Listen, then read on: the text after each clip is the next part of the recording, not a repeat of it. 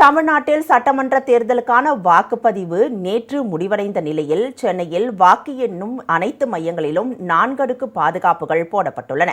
சென்னை மாவட்டத்தில் உள்ள 16 சட்டமன்ற தொகுதிகளில் பதிவான வாக்குப்பெட்டிகள் 3 பிரிவாக பிரிக்கப்பட்டு அண்ணா பல்கலைக்கழகம், லயோலா கல்லூரி மற்றும் ராணிமேரி கல்லூரி வாக்கு எண்ணும் மையங்களுக்கு கொண்டுவரப்பட்டு துணை ராணுவத்தினர், தமிழ்நாடு சிறப்பு காவல் படையினர், ஆயுதப்படையினர் மற்றும் சட்ட ஒழுங்கு போலீசார் என பல அடுக்கு பாதுகாப்பு சுழற்சி முறையில் போடப்பட்டுள்ளது. இந்நிலையில் சென்னை, கொளத்தூர், வெள்ளிவாக்கம், பெரம்பூர், ஆயிரம் விளக்கு, அண்ணாநகர், எழும்பூர் ஆகிய 6 சட்டமன்ற தொகுதிகளில் இருந்து வாக்குப்பெட்டிகள் நுங்கம்பாக்கம் லயோலா கல்லூரிக்கும், ஆர்கே நகர், ராயபுரம், சேப்பாக்கம், திருவல்லிக்கேணி, திருவிக நகர், துறைமுகம் ஆகிய 5 சட்டமன்ற தொகுதிகளில் இருந்து வாக்குப்பெட்டிகள் ராணிமேரி கல்லூரிக்கும் கொண்டுவரப்பட்டு அந்தந்த சட்டமன்ற தொகுதிகளுக்கான ஸ்ட்ராங் ரூமில் வைக்கப்பட்டு அனைத்து கட்சி பாக முகவர்கள் முன்னிலையில் சீல் வைக்கப்பட்டது.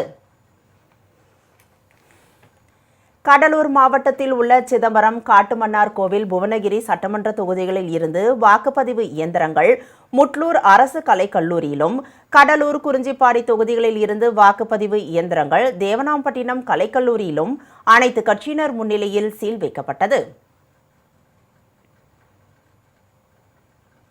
ராணிப்பேட்டை, ஆற்காடு, சோளிங்கர், அரக்கோணம் ஆகிய 4 சட்டமன்ற தொகுதிகளில் இருந்து வாக்குப்பதிவு இயந்திரங்கள் பாதுகாப்புடன் கொண்டுவரப்பட்டு வாலாஜாபேட்டை அறிஞர் அண்ணா அரசினர் மகளிர் கலைக்கல்லூரி வளாகத்தில் மாவட்ட ஆட்சியர் மற்றும் பாக முகவர்கள் முன்னிலையில் சீல் வைக்கப்பட்டது.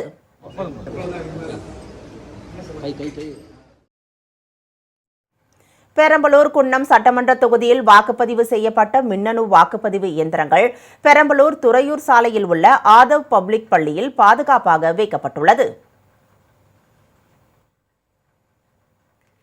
கன்னியாகுமரி மாவட்டத்தில் உள்ள 6 சட்டமன்ற தொகுதிகளில் இருந்து வாக்குப்பதிவு இயந்திரங்கள் பாதுகாப்புடன் கொண்டுவரப்பட்டு நாகர்கோவில் அரசு பொறியியல் கல்லூரியில் பாதுகாப்பாக வைக்கப்பட்டுள்ளது.